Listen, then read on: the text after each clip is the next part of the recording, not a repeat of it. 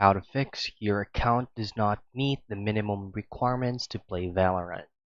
So basically from the error code or from the error message itself, it is actually referring to your personal information that you registered thoroughly on your Riot Games account.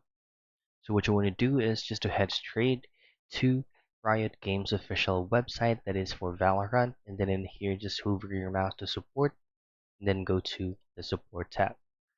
In here what you want to do is to check if you're on the correct age. So if you have set up below 18, then that could be possible reason why you have receiving that message. And then you also need to check the correct country or region where you're in to play Valorant.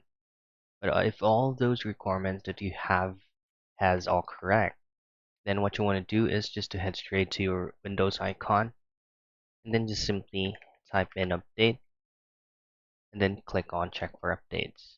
So what it will do is just to make sure that your operating system is updated to its latest version.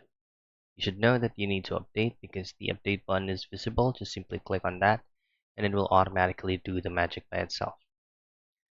So those are the things that you can try to troubleshoot for you to be able to fix your account does not meet minimum requirements to play Valorant.